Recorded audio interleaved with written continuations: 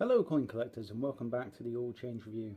Today we're looking at one of the new coins to enter circulation, and that's the 2015 £2 coin to celebrate the 800th anniversary of the signing of the Magna Carta. Now this is an interesting design and ended up in all the papers when they released the original pictures of it, but we'll come on to that shortly, as I briefly want to cover off a bit of the history of the Magna Carta and why they have a coin celebrating the 800th anniversary of it.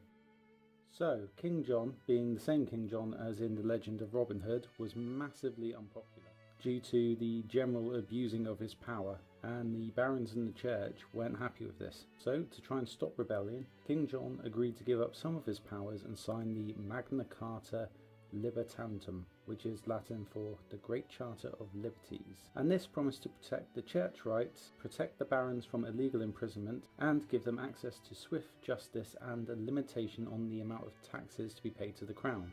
Then, once all signed, the parties all massively ignored this, and it was annulled shortly after by Pope Innocent III.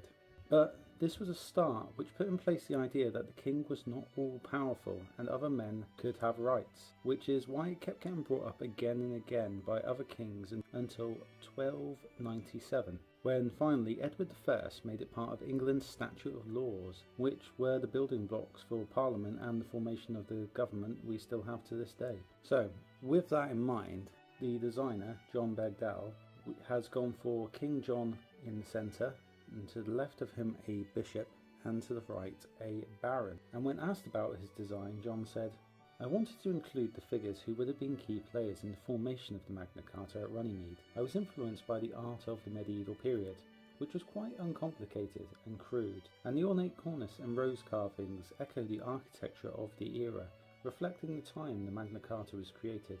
The inscription uses medieval style font that surrounds the design, and the inscription on King John's royal seal as it did in the Middle Ages. And the seal is the important part of this coin, as when the design came out, the papers were very quick to point out that King John would not have signed it with a quill as depicted here, and it actually caused the Royal Mint to put up the following statement on their website. The image used in the coin packaging is a well-known visual representation of historical events from the time and not a factual depiction.